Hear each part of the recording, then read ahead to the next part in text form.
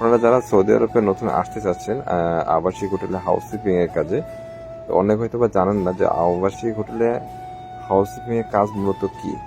Housekeeping এর কাজ হচ্ছে আপনার একটি হোটেলে সমস্ত কিছুই করা, মূলত হচ্ছে আপনার পরিষ্কার পরিচ্ছন্ন করে রাখা, বিশেষ করে হচ্ছে আপনার হাজিদের থাকার যে রুমগুলো, সেই রুমের মধ্যে আপনার যা ফার্নিচার আছে সেগুলো পরিষ্কার করা, অ্যাটাচ টয়লেট থাকে সেই টয়লেট পরিষ্কার করা, এবং হচ্ছে নিচে যে কার্পেট থাকে সেই কার্পেটটা ভ্যাকুয়াম মেশিনের মাধ্যমে পরিষ্কার এবং ক্লিন করা। তো সেক্ষেত্রে তারপর আপনার এখানে যে হাজিদের থাকার যে বিছানা, সেই বিছানা কমপ্লিট করা আপনার জানা থাকতে হবে। বিছানার চাদর কিভাবে চেঞ্জ করতে হয়, বালিশের কভার কিভাবে চেঞ্জ করতে হয়, তারপর ল্যাবের কভার কিভাবে চেঞ্জ করতে হয়, এই সমস্ত কাজ, এবং সেটাকে সুন্দরভাবে আপনাকে খুব অল্প সময়ের মধ্যে কাজগুলো কমপ্লিট করতে হবে।